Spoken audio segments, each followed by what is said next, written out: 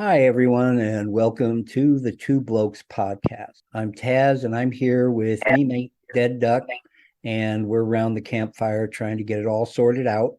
Duck and I discuss men's issues, our challenges, our hopes for the future of men and boys, and occasionally our own blind spots. Pull up a stump and join us. Speaking of joining us, once again, we have our good friend Katrina here with us, and today we're going to talk about something of specific interest and importance to her and her cohort. The interest lately in the position that young men should learn to be more frightened and more circumspect about their behavior when it comes to approaching women. I have my own thoughts on it, but I want to begin by hearing what the two of you think about it. So you have the floor. Right. Okay. So the problem is, I'm a middle-aged man, and dating for me is completely out the window. I'm never going to do it again. I'm quite happy, thank you very much. To a certain degree, I think young men shouldn't be frightened, but certainly wary, very wary about approaching women today, because far too many women take a simple approach as a form of sexual harassment or a potential rapist or what have you. So I think young men should be more circumspect when approaching women. I think the whole Me Too movement possibly started out with good intentions, and that was to call out sort of what was going on in places like Hollywood and what have you. But what we actually ended up finding out is quite a few of the people behind Me Too were actually up to no good themselves, or they found what it was like when the shoe was on the other foot when it came to male family members. I think it was one of the leaders of Time's Up. Her son was accused of sexual impropriety, and she had to step away from the whole thing to go and deal with that. I don't actually know what happened in the end, but it does show that maybe Me Too, Time's Up, and everything else was highly reactionary, and there wasn't as much thought put into it as there should have been. I mean, yes, they were right to call out the likes of Harvey Weinstein. There was also there was an actor that was Me Too'd, and it turned out he was basically grooming young male actors. There's also Corey Feldman. He was talking about what happened to him, and he was told that this isn't about you, this is about women. So yeah, that's my take on it. I don't know what you have to say, Katrina. It's men should be frightened, if you ask me. And I think they should be scared because it's a very terrifying time in the world. Things are being so misconstrued.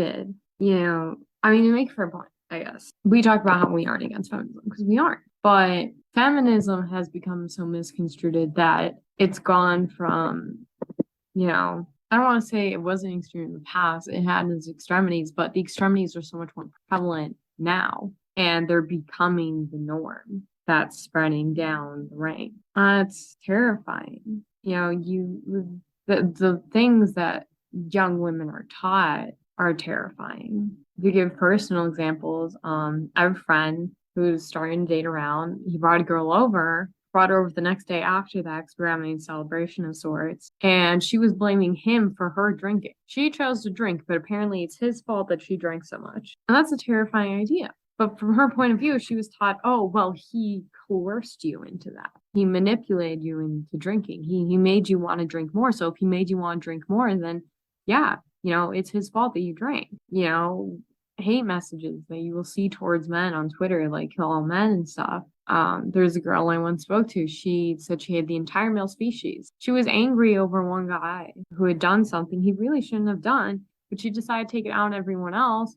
And when they got angered that she was targeting an entire population instead of the person, she then tried to say that proves her point because apparently she's allowed to be angry and say whatever she wants and do whatever she wants towards them because it's payback for the men in the world who are not good people. And that's the kind of world that men are coming into today, young men at least. They're coming into a world where women are this entitled and where they have no responsibility at all because they've been taught you don't have to take responsibility because it's always the man. It's his fault and always will be his fault because he has to be the responsible party. And so it's really terrifying because you can't really trust anyone anymore. You can't trust to be by a woman and then she'll turn around, go running to the police station and say, he assaulted me. And our justice system now does listen and always trust the victim first until you're proven innocent, which is not how it's supposed to be. It's supposed to be innocent until proven guilty. Now it's you're guilty until we prove you're innocent, which they very rarely do. And so that becomes an issue because her word now suddenly becomes your prison sentence. Yeah, and everything you just said, has much deeper roots than just, the relatively recent Me Too and Time's Up movement. Every time I hear about that condition being put on young men, I think about Emmett Till, and that is inescapable, that is the end point of Me Too and its attendant movements when they are working, but like I said, the more important thing in my mind, at least, is that it starts from the concept that young men should be frightened, because back in those days, it was Black men should be frightened. And the reason they should be frightened is because, if they step out of line, they may end up dead. Right. And when I see this, what I see is it's just encouraging spreading that out to all young men, that like X, Y, and Z really life-changing and life-destroying events can happen by just an unguarded moment. And the other thing it makes me think is that human history is just loaded with times, with periods of time where young men were encouraged to be frightened. Okay. Now, some of those periods of time in human history are some of the darkest times in human history. Okay. There were entire cultures that were wiped out by that, and I'm like, whenever I hear somebody like this, Ava, what's her name, like on British national television and ultimately all around the world saying that young men should be frightened, it makes me think of that.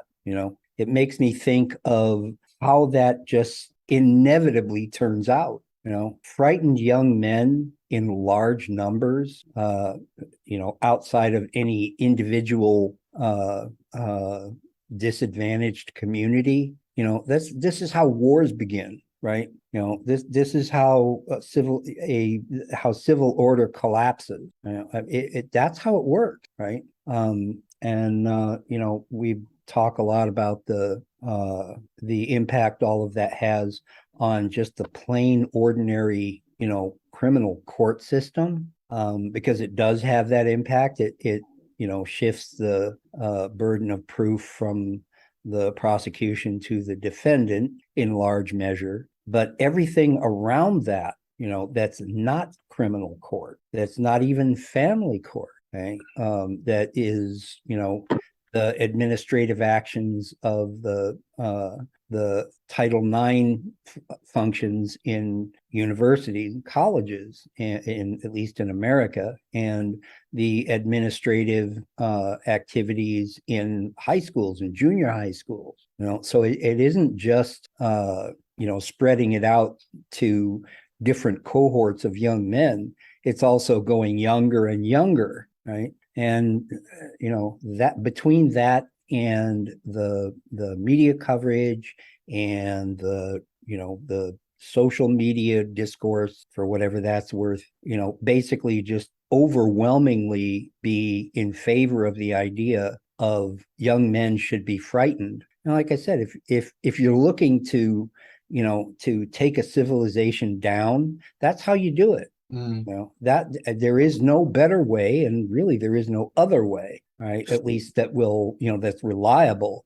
But this reliably, and you can take it to the bank that if it continues, like past the time of folks like Dead Duck and I, when we're gone, what you will have left is a bunch of men who used to be young men, who used to be boys, that are walking around terrified and talking to each other, and becoming organized and becoming vulnerable to the kind of people that would love to just step in and tell all those young men and those men, hey guys, follow me. I have the answer.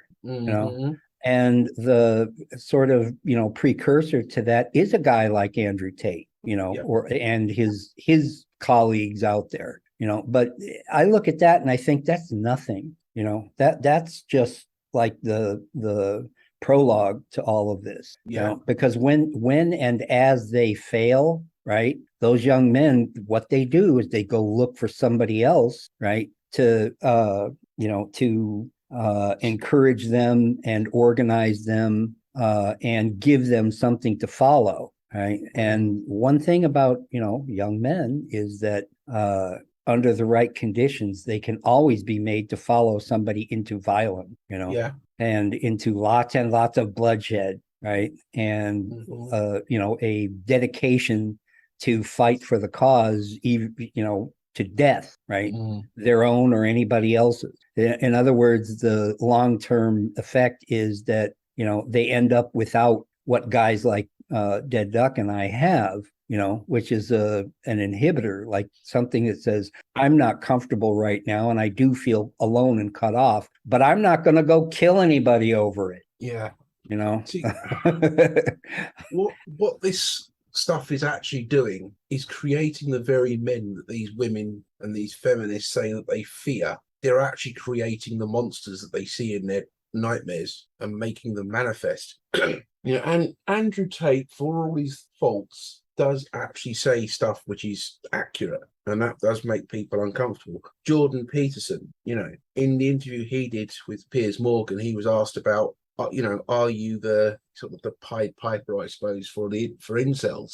And I think Jordan Peterson has gotten to the point where he just thinks, stuff it, I might as well just say yes, because you're going to accuse me of it anyway. So what's the point? The fact that Jordan Peterson's turned around to incels and said, look, you need to stop this behavior. It's not necessarily, women that are the problem. You need to take a look in the mirror, sunshine. And, what this Ava and women like her, feminists like her, are doing is creating incels. And that's the best case scenario. I wish I could say they're just going to create more MGTOWs, but they're not. The best case scenario is you're going to have more incels, and that's not going to end well for anybody. As you say, Taz, not going to end well whatsoever. Right. It's got a potential to go very, very wrong very, very quick. Right. Yeah. And,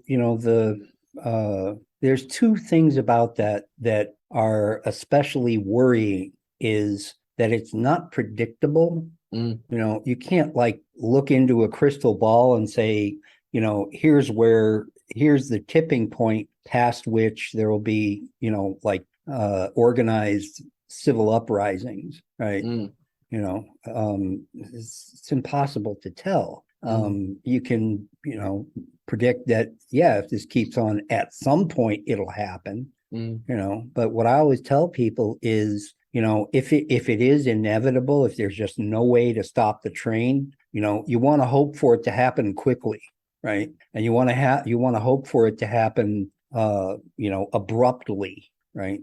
In other words, soon and sort of all at once, because then you still have, again, I don't want to toot my horn, but at that point you still have folks like us, who can kind of wait for the dust to settle and say, okay, now let's speak reason with each other, because what you've done here failed.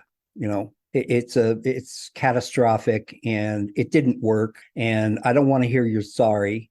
I want your sleeves rolled up. You're going to help me fix this because you screwed it up.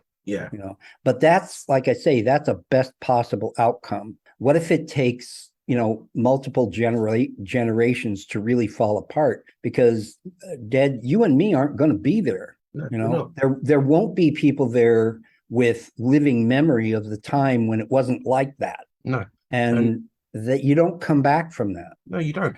And the thing is, we know, for instance, that more and more families are ending up in divorce and what have you. More and more children are losing access to their fathers. That's not a good thing. So you've got, as the generations are going to move on, you've got less and less children who had a strong father figure in their lives to counteract any kind of negative behavior. So then what do you do? As you say, the generations that had that are slowly leaving us. So now we've really got trouble in the worst possible way. And unfortunately, Katrina, it's going to fall on young ladies like yourself to buck the trend, as it were, enter into a relationship with a man, raise a family, and keep that family unit together. I don't know what you think of that. I sort of saw that coming. Don't want to be rude, but last your generation sort of seemed like they looked at the problem and said, "We'll pass it down." Yep. Our bad. We goofed. So it just seems like that kept getting passed down, and now we're looking at a giant wave over our head, going, "Well, it's either gonna fall or we fixed it." And that's a hard decision of the youthful generation. Are you going to let it fall, or are you gonna do something about it? Because they were sort of all over the place with good reasoning, but still all over the place. But yeah, it comes to no surprise that's where it'll fall. So reignite the family and try to get all that together. And it's a lot of pressure, but rather try to fix things and then see the whole world crumble if possible. Yeah. And Whether young people will take that step, can't answer that right now because as I said, it's a very split generation. You're seeing a lot of people are wanting to make the difference and turn it back around, and you're seeing some people who just want to continue the trends who are completely blind, and you're wondering how they know where the hell their head is versus their asshole. Yeah, it's for starters, Dead Duck, I knew I could count on you to bring this topic back around to fatherhood. So thank you for that. But it's an unavoidable component of everything we're talking about, that the conditions for these young men either includes stable and active fathers in their lives or not. And right now it's or not. It's just they're scarce as hen's teeth. And to try to put all that back together has been made so complicated and difficult and fraught, that the idea of fatherhood and nuclear family husbands, you don't even hear that much about it anymore. It's like a novelty, like remarkable. And of course, Dad and I have lived through times where it was it was given that people would most often end up in nuclear families, but the problem is that, in order to correct for this ongoing and really debilitating fear being instilled in young men, is that it puts pretty much 100% of the pressure, the responsibility, and the discipline to correct it on the shoulders of women. Men want to be, or at least we assume they want to be part of the solution, but until we get past a certain point, that's just not on the menu. It's not part of the discussion yet. And so, all the front end, right? Like effort and brick and mortar and nuts and bolts activity is going to be with women. So, before we started, Dad and I were talking about the position and the actions of women in our movement. Is that most of them are pretty angry. Just looking at social media platforms where you all show up, like TikTok and YouTube and Facebook and so forth, is quite a lot of outrage, and I don't blame them. Katrina, you're kind of a rare item in all of that, because you never give off the vibe that you're just in a towering rage. You have your wits about you, and you have your head is clear, right? You see that things have gone terribly wrong and that there are ways to go about fixing it. Like I said, I don't see quite enough of that among the women in our movement yet, because again, very understandably, you just look 5 minutes into the future and you can see that, most of the rebuild and most of the reordering of the social order is going to be with you. It's not going to be with Dead Duck, even though you're still kind of in the game, and it's certainly not going to be with me. I am available from a safe distance, and there's nothing anyone can do about that. It's just the way it played out. A safe distance with the moat with crocodiles, though. Yeah. Exactly. But you know what I mean? It's snipers on the battlements. I can look at all of this, as I say, from my lofty and distant perch and say, this all looks terrible, and I am really sorry this happened. And Katrina, as you pointed out, I am really sorry I am remorseful, and my presence for here, for example, is, my attempt to make an amends for what I see when I look over the edge of my aviary and see everything on fire and say, wow, that looks awful, but I'm saying it looks awful, from here. Right. And nobody lives forever. Who knows how long I'll be able or willing to keep on this. And who knows, even in the long term, how useful anything I have to say or anything I have to do will be. My hope, right, is that it will be useful enough that the pressure and the effort on the part mostly of women like yourself is going to be bearable. It's going to be something you can get up in the morning and say, I can still do this. Because what if one day you wake up and say, I really can't. Right. I mean, it's one thing for me to say that, I mean, then he goes off to a quiet end, little known and not long remembered. But large groups of women, just saying this is just not going to work, and it's just, it's too much and it's too late, then what? Right. You know what I mean? Yeah. Well, the whole thing just gets worse then, doesn't it? Well, if you think about it, we're looking at this, this is as bad as it's going to get. It can't get any worse than this. And I can guarantee you in 10 years' time, we're going to be saying, this is really bad. Surely it can't get any worse than this. And 10 years after that, we're going to be saying, oh, for crying out loud. How we are could we have seen this still coming. Yeah.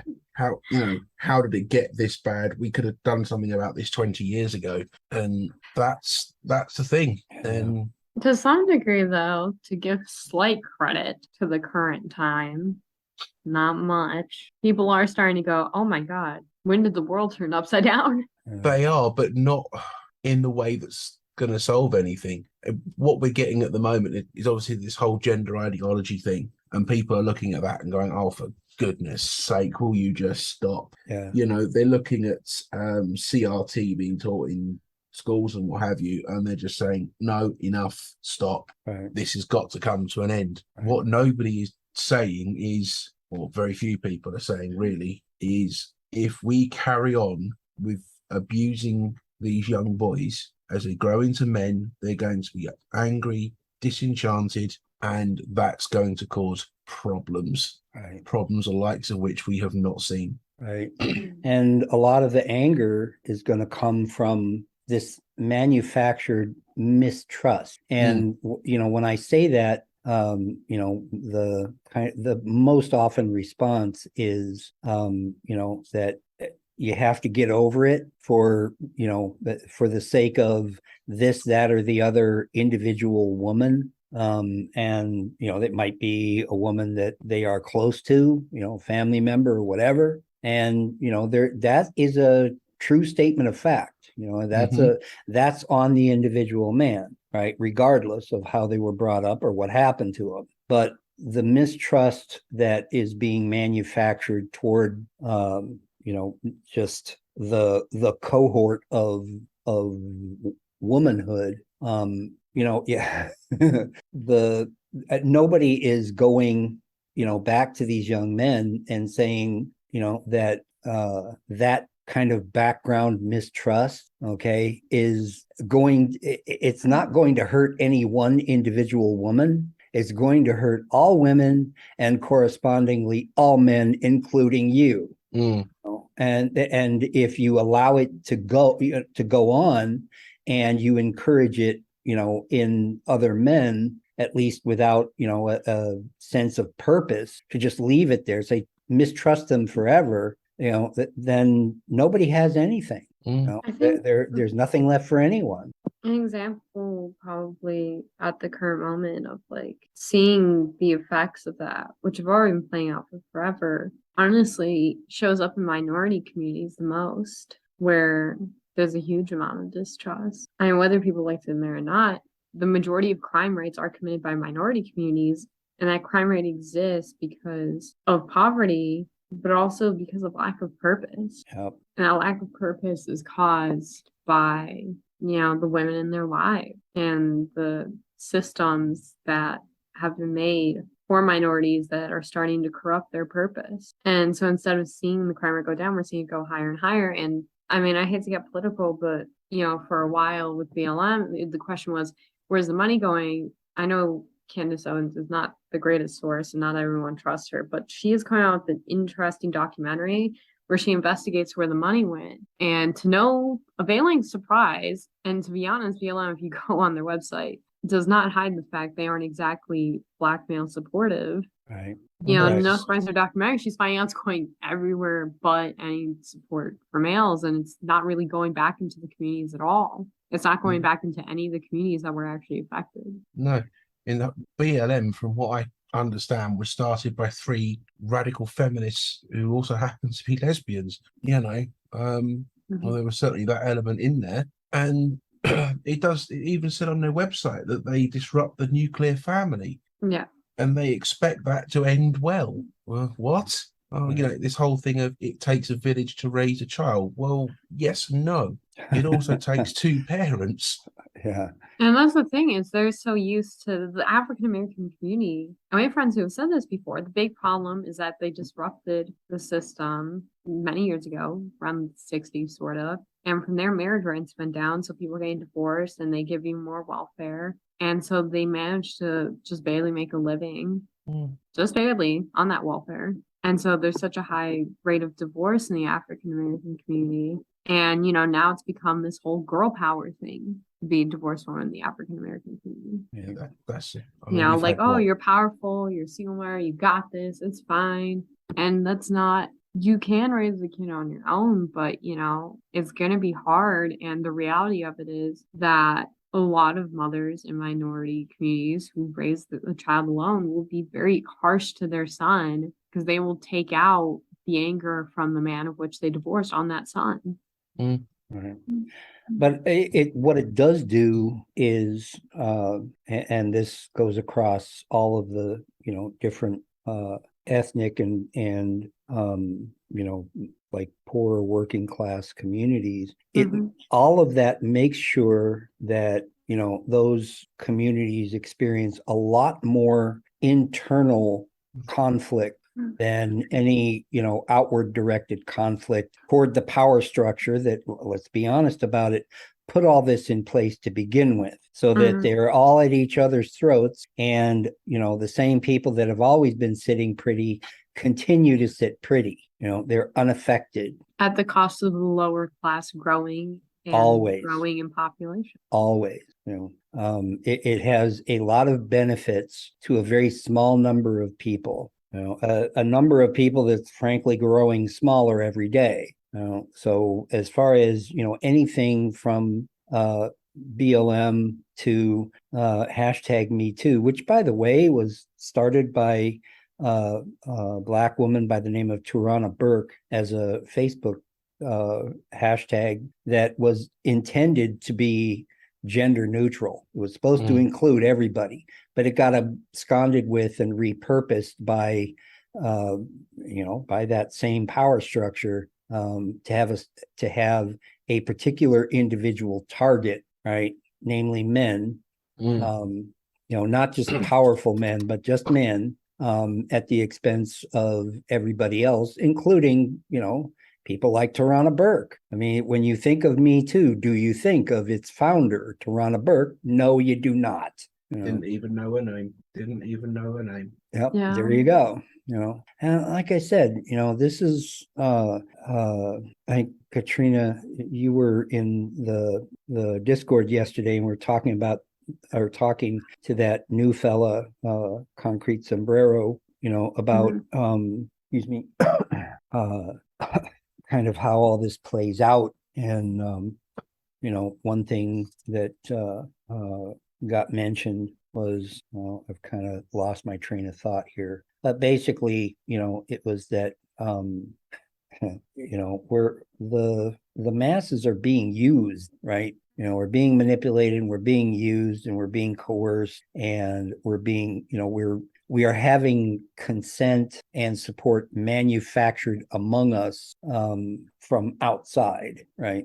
From outside of our communities, outside the Black community, outside the Hispanic community, outside of working class communities across the West, that we are being told what to think and whom to think it about. And if like any voice like mine, Dead Duck, or yours is going to be instantly labeled as conservative, traditional, and patriarchal, right? And Katrina, your voice is going to be labeled as frankly traitorous. Yeah, backstabber.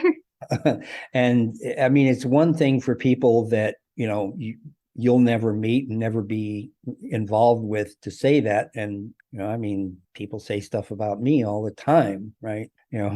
But it's another thing when that creeps down into the people that you're, in order to live your life, you have to be around other people. And if they have that, if they have that idea like in the cupboard, then when push comes to shove, they're going to bring it out. And same with us, except, well, not so much for me, because I curate my circle of influence and my circle of connection pretty tightly, but I've had to give up pretty much everything that's important to the two of you in order to make that happen. And it's like that's not a broad or long-term solution. I'm not the model, right? I am not to be looked at, especially by young men, and said, I want to be like that guy. Yeah, if anything, you're the warning. Yeah, I am. This could be you. Exactly. And like I say, I don't mind being that guy. It's fine. There's a lot of other lifestyles and destinies I could think of that I would like a lot less, but like I said, and kind of circling back to what to do, instead of only pointing out what is being done right now, what to do next, is how, like I said, it puts a huge burden of responsibility on younger people, and I have to start by saying this burden, is being put in front of you because of my generation and the generation just before mine. So I'm not gonna like play it off and make like it wasn't. That's not true, because it is. This is our screw up. Okay? No two ways about it. And at least being able to admit that, and at least being able to try to help do something about it, is the only mature and responsible thing I have left to do. Right. All the other things, either failed to happen at all, or failed because of me, or were never supposed to happen to begin with. So I have this, right? But this includes a lot of cautionary language toward folks like Katrina. And it's painful to think of how many times I've had that kind of conversation with people below the age of 30. I don't like having to tell them that. It's very uncomfortable. Okay. And I have to overcome a sense of regret, and remorse. And I also have to, be the bearer of bad news. Right. The only, but like I at least then can say, there is a way around this even now that does not involve, like societal collapse.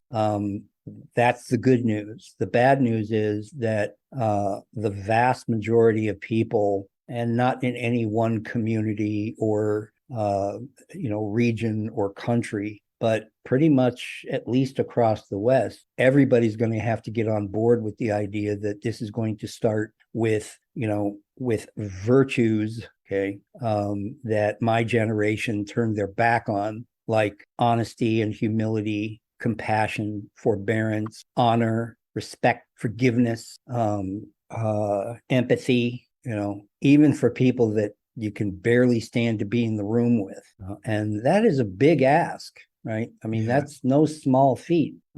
I can show people how to make it happen, but I never go at it with, this idea that I can show you how to do this and, like buy my book for $49.95, right? It ain't like that, It will, of necessity, it'll have to become voluntary. People will have to start doing it because they themselves want to do it. I want to do it. That's why I continue doing what I do. Right? And that's nice for me, in my distant and lofty perch. Right.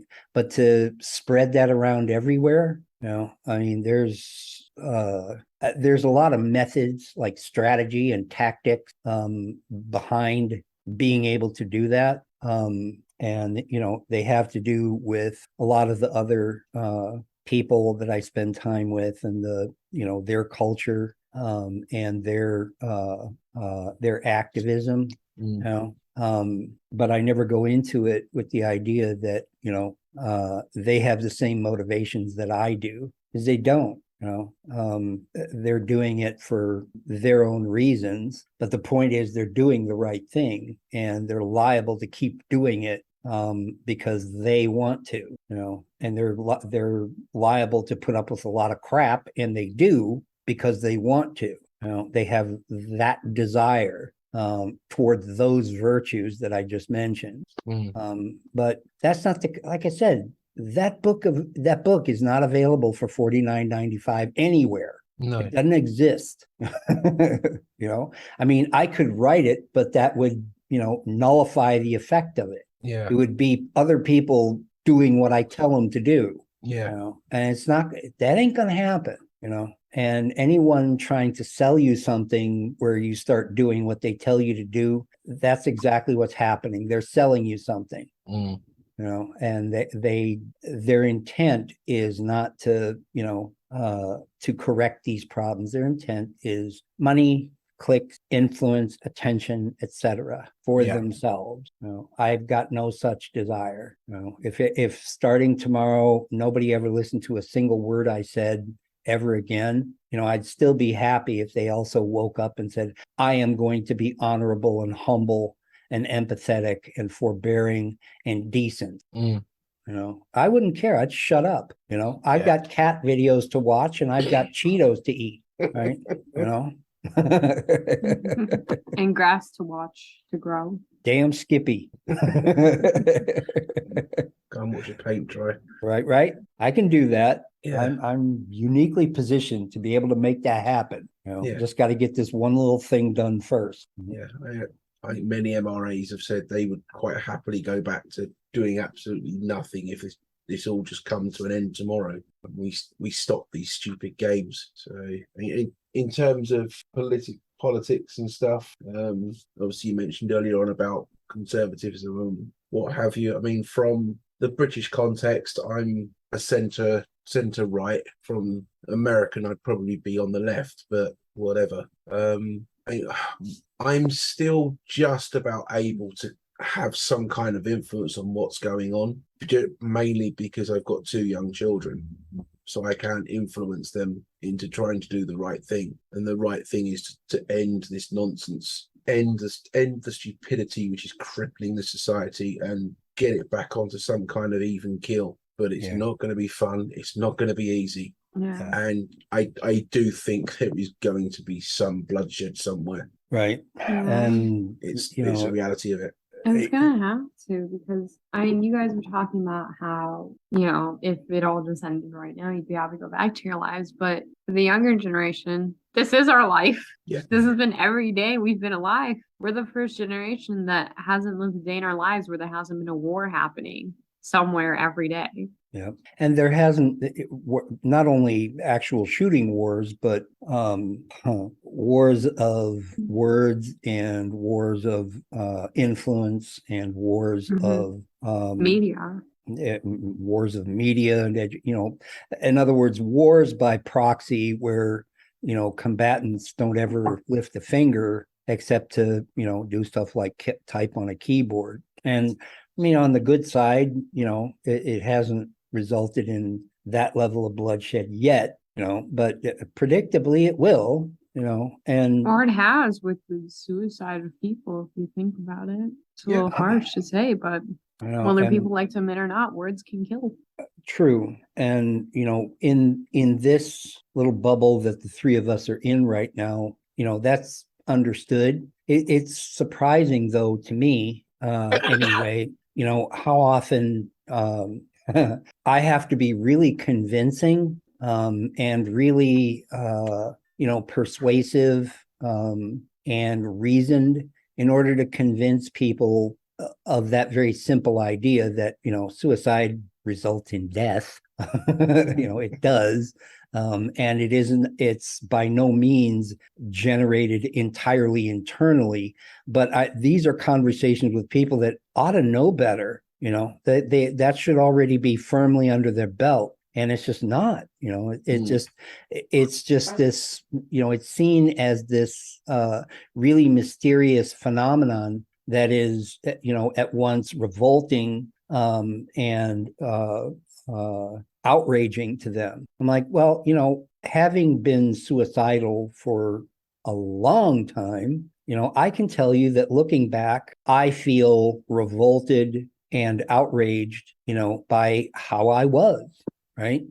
I regret it, but the fact of the matter is, after it was all over with and the dust settled, I realized that most of where that came from was not inside me, and that really flies in the face of the common wisdom, that anything that far out of sorts must be, some pathology in the individual. I'm like, man, it would be so much simpler if that was true. Because then I could just say, well, it is just me, and never mind, I'll work it out, but I don't live on my own planet.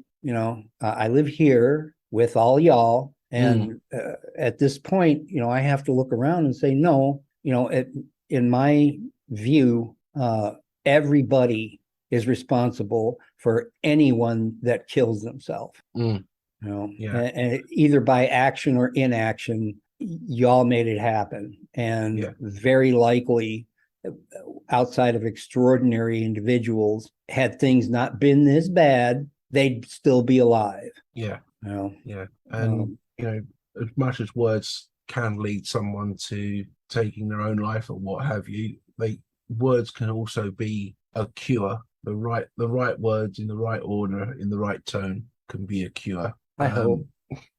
No, they can. That's, how many times when you were at your lowest do you wish somebody would have put their hand on your shoulder and said, Les or Taz, sorry, are you okay? Yeah, I mean, I know, can't deny, again, looking back, hindsight 2020 and all that, that yeah, you're right. I don't know if it would have been any one person by the time it got really that bad, but if it was a large enough group of people to make that approach to me, I think I would have bought in.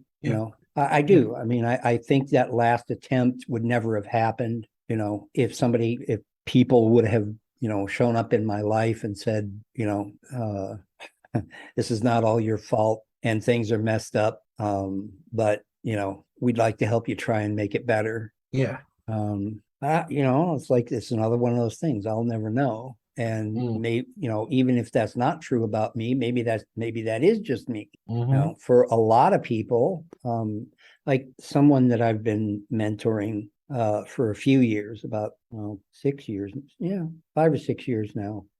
Actually, he's a little bit older than I am. Definitely a family man, and I was mentoring him, in my recovery program, he was a retread just like me. He had tried to clean up his act before and was doing well for like 10 years and then crashed again. And it's like, it wasn't until I pointed out to him that while he has his own issues and there are many things he's going to have to take responsibility for, that also, he and I live in an environment now where, that is much more difficult because of things that are way beyond our control. And they are, then I would just outline them. I would say it's, because of the destruction of the family, because of the outcasting of men in general, because of the fact that while the rest of the culture is changing, to dismantle patriarchal structures, we damn sure better, put on that harness every morning and go out and pull that plow. And I said, I know, because he is like that. And I was like, I know you really dig that. And that's a big part of your identity. But I said, you have to understand that harness comes at a cost to you, that your predecessors never had to pay. Okay. And you do. Right. And I said, I'm not telling you not to do it. I'm not telling you should be like me, but I am telling you, don't put it on unless you know that you're giving up some things that, very difficult to live without, respect and, position in the community and forgiveness for your humanity, right. And your mistakes, and, admiration just for the fact that you're not dead yet. Because like I say, he's a little older than me. So, he's been around the block. Right? Yeah. And, just, like I said, a position, you put on that harness and you close your mouth and you put your head down and pull, then one of the things you're pulling away from, is those things that frankly you have a right to. Yeah. And then what you're doing is leaving it up to the other people, who claim to care about you to catch up with you and give you those things back anyway, which is nice when it happens, right? When people just out of the blue start, because this is what happened to him within his family, his wife and, his children. Suddenly, they changed their tune, right? And, became much more positive and much more appreciative of him. And he was more shocked than anybody else. And I said, well, I'm going to credit them with that because, that's the exception. It's not the rule. Yeah. And he's like, what do you mean? I said, well, look what happened to me. I said, when I was abandoned by my people, it was for good. I do not expect them at my door ever. Yeah. Going back to words and things.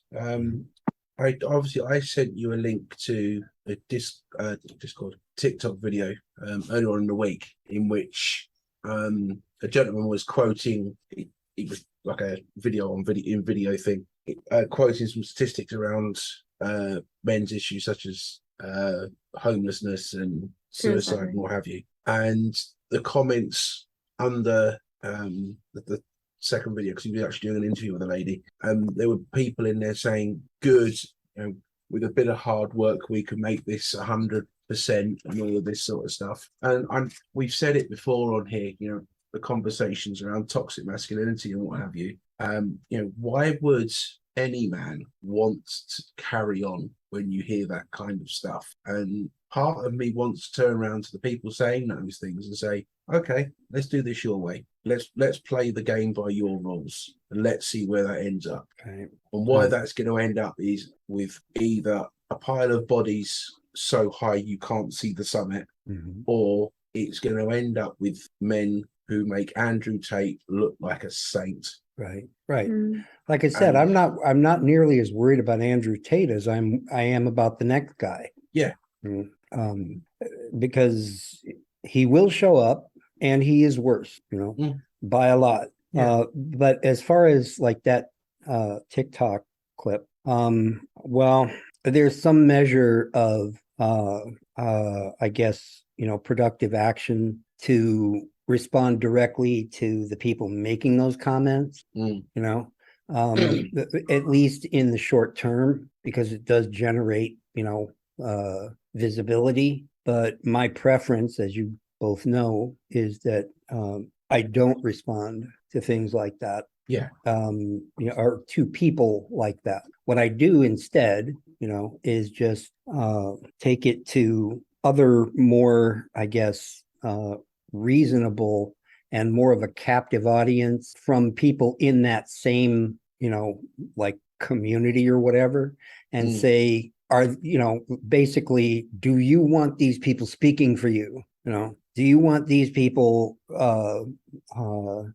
putting their face and their words on your life? And then it's easy to then say, let's play that out. Let's do see in our heads at least where that goes. Because these days it's not that hard. No, it's not.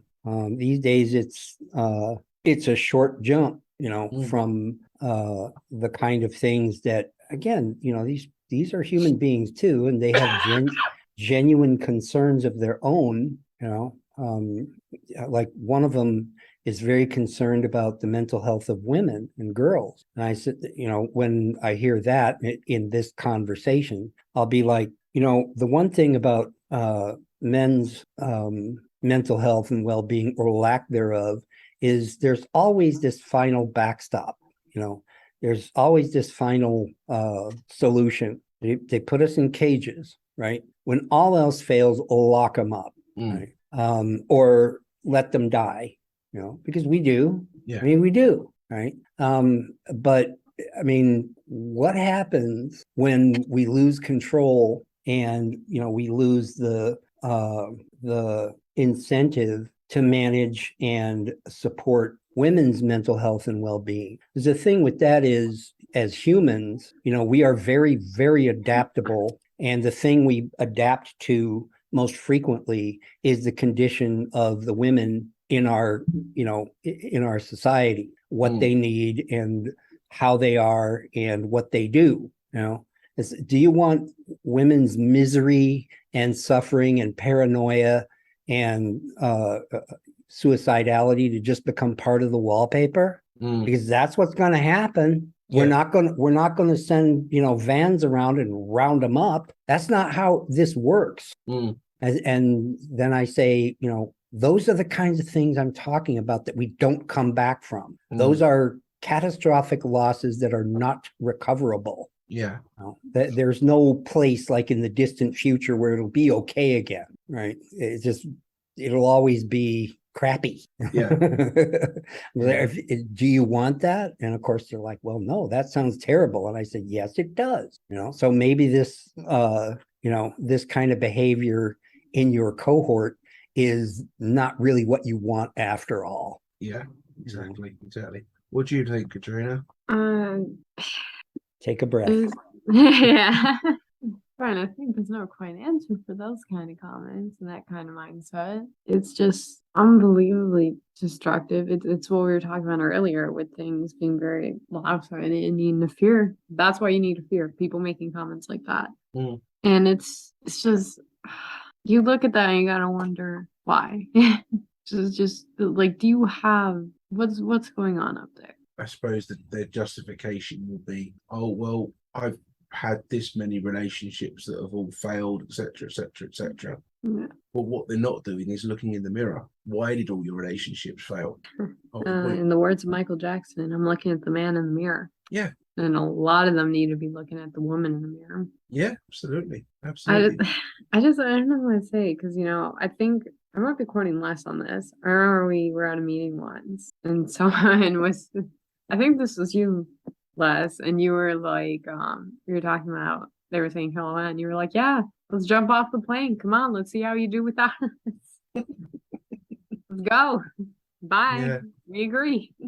That's Mel Gibson in the original Lethal Weapon film at the top on the top of the building with the bloke who wants to jump off and kill himself. He's like, well, come on, in, let's go for it. Yeah,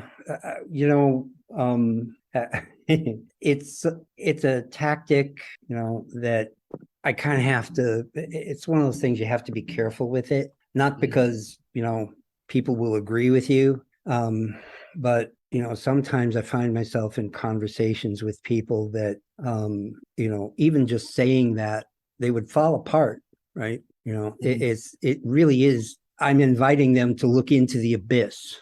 I'm inviting, even if they are heading toward it.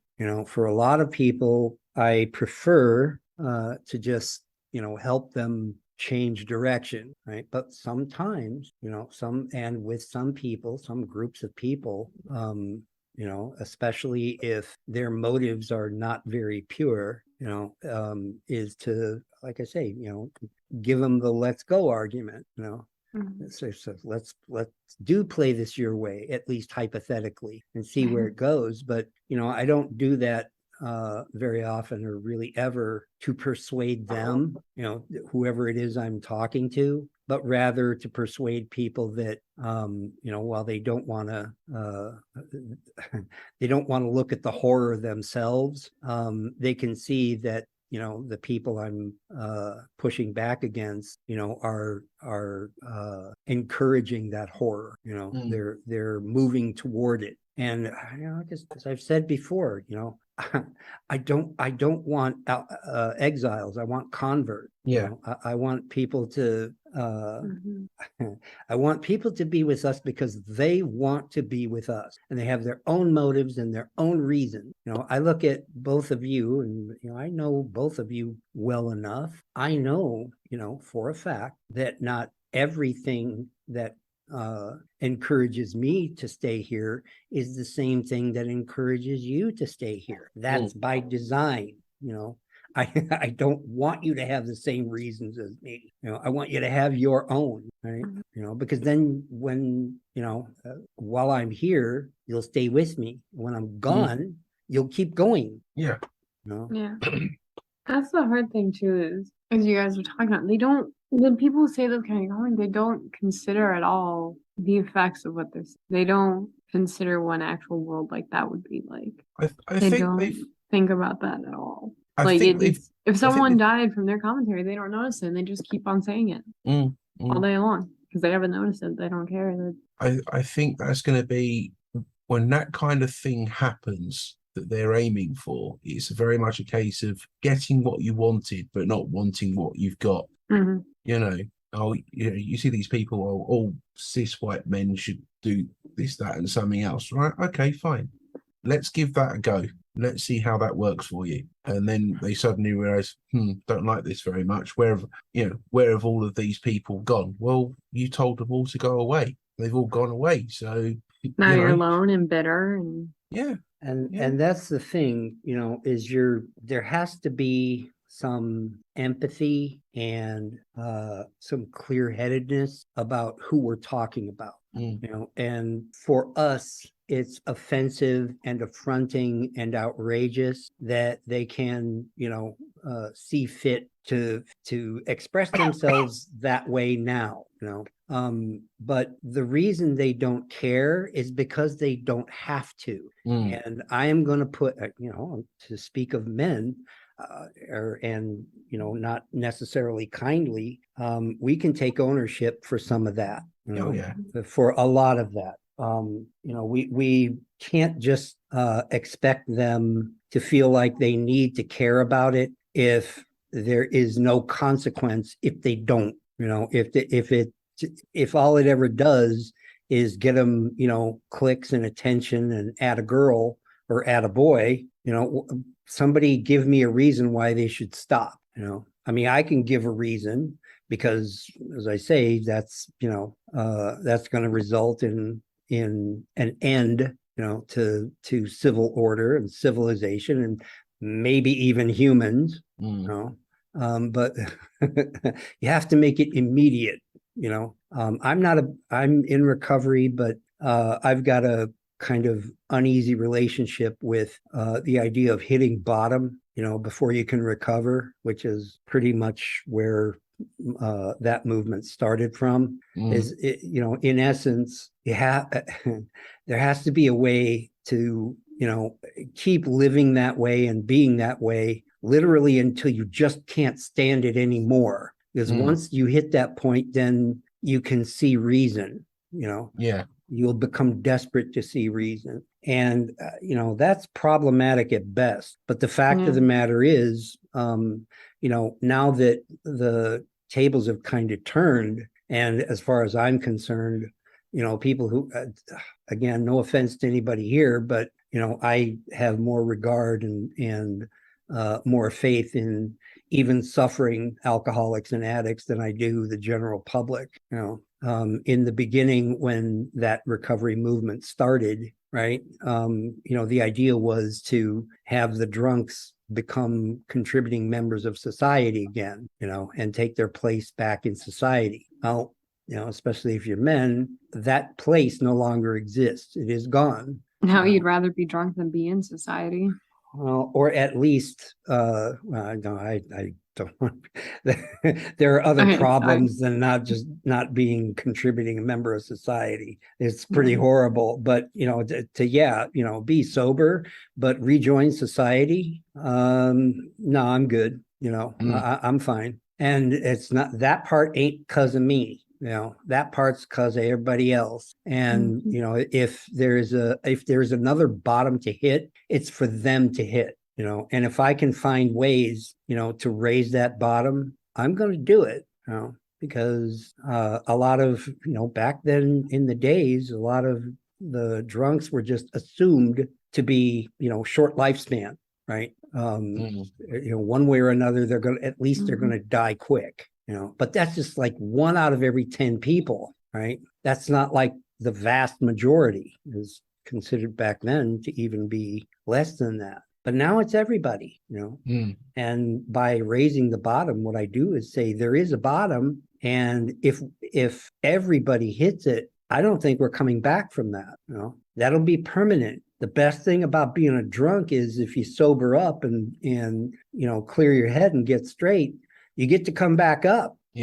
But for the general public, no, that rule does not apply. And the general public's love also gone down too. I'm trying to find a way to say this, I guess, that isn't so outright, but there's always been suicide, but there was more turnarounds of life, I want to say, back when, and suicide so much higher now. And so the bottom now is the bottom where you disappear forever. That's what the bottom's becoming. It's no longer this bottom that you can recover from. It's this bottom where you're gone for life. Right.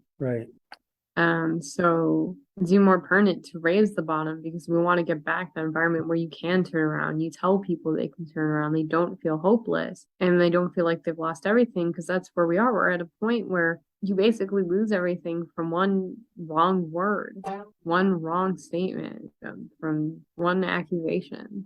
Right. You lose everything, and so then you end up disappearing. Right. It wasn't that way before. No, it wasn't. And you just hit the nail on the head. There's they say this blessing and curse from going from, severely addicted to, like abstinent and recovered,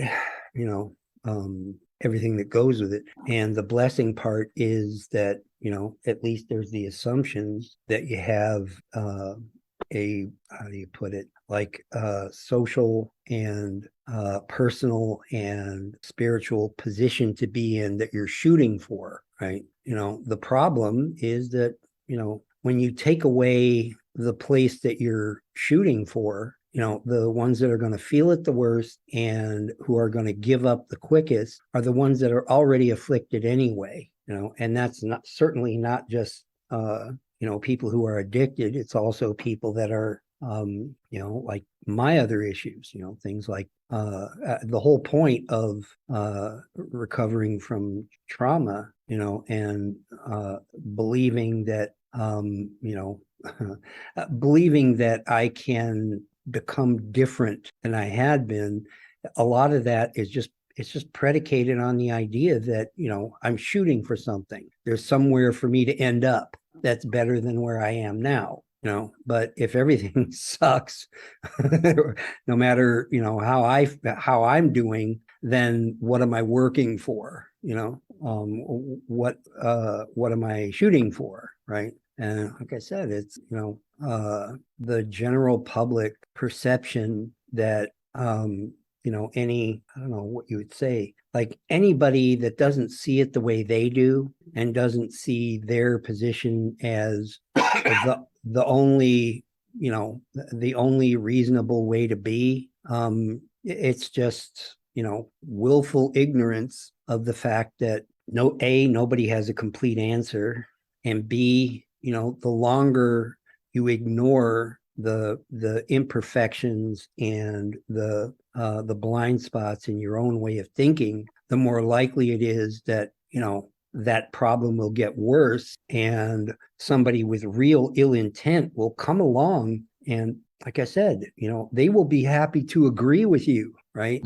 That everybody else is wrong and you're right. And if you follow me and buy my book and, put on this uniform, right, then everything will be the way you think it ought to be. And the next thing it's Lysenko Soviet Second Harvest, or Great Leap Forward, or Cultural Revolution, or Third Reich. That's how people work. They don't get that evil from a position of common and widespread strength and security. They get there when they're insecure and frightened and desperate. Then somebody will come along and fire up the ovens and load up the boxcars. That's how that works. It's been that way every time. I said earlier on in the other chat, I was referring to V for Vendetta, if you've ever seen that. Mm-hmm. Oh, that's such a good movie. That's not a film anymore. It's slowly becoming a documentary. Yeah. Well, minus Parliament being blown up, but that seems to be coming soon. Well, you know what we say every November the 5th over here, didn't you? What's that? Come back, Guy Fawkes, all is forgiven. Yeah, all too true. Guy Fawkes was the only man to walk into Parliament with honest intentions. And the only one that at the time was kind of geared up to speak truth to power. And that's something else that probably is a whole other episode on its own, is just being able to admit and account for the fact that Guy Fawkes was kind of iconoclastic and revolutionary and all that. But the thing is that he was overall well-spoken, articulate. He could take an idea, lay it out in words in the proper sequence and explain it. And people forget that there aren't very many people that can do that. One thing that in our movement we get tagged with all too often is just the simple fact that whether it's the anger clouding our reason, or the fact that, I mean, some people are not well spoken, or well educated or whatever. And because of those things, sometimes they say some pretty crazy stuff. I mean, like I said, even in the heart of our movement, I hear things that I would have rather not heard uttered publicly, but the fact remains that, some people are eloquent and, well reasoned, well spoken, and their primary intent is to get an idea across for consideration, and that, like, I like to think for myself, I am not trying to force people to think like I do. I don't want people to think like I do. For one thing, most of them wouldn't survive. For another thing, they ain't me, and I don't want them to be me. I want them to be them, but I'm still responsible, to point out as best I can, this is the reality that I see in front of me, with warts and all, right? And even like when I talk about myself, this is the reality of me as I see it, warts and all, and I'm not gonna, put some kind of artificial shine on it, just to coerce somebody to thinking I'm an okay guy. I paid a very dear price for that, where I would at all costs and no matter what, I would make darn sure that you came away thinking I was just a hell of a guy. As I said before, all of those people that I did that to, they are gone from my life forever. So I'll never do that again. Right? Anybody I tell, that I believe this and I'm doing this and these are things I'm proud of or whatever, I'm never going to forget to follow it up with, and oh, by the way, I used to be a miserable SOB, and I hurt a lot of people, that I'm never going to be able to make whole again. Yeah. Mm-hmm. So I don't want people to think like me, but I certainly want them to understand why I'm doing this and see the sense in doing it. Yeah. And it, to a certain degree, that's going to make them think like me. But, at the end of the day, as we said before, if all the nonsense just stops, most of us MRAs would go back to, as you say, Taz, watching cat videos and eating Cheetos. Right.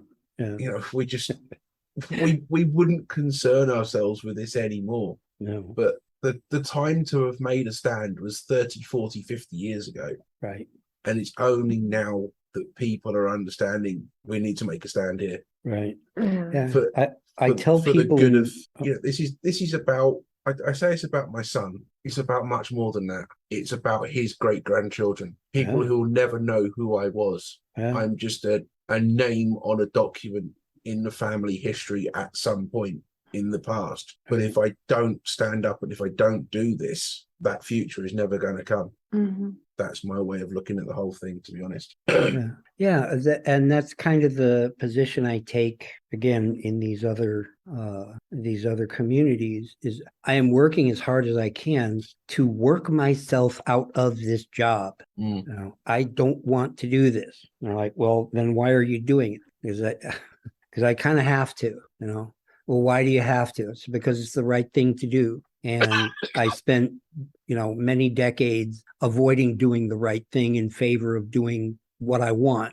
That went badly. It just did. So I'm not going to do that anymore. I'm going to try to do what's right. And that seems to serve me fairly well. But I said at the same time, I am doing it, and Katrina, I don't mention you by name, but I mention you as a person. So I'm doing it for that person, and for her kids and for her great grandkids. And, Doc, the same with you, that, I know this guy and I know this other guy and this other guy, and they all got these kids, I don't have no kids, but they all got these kids, right? And your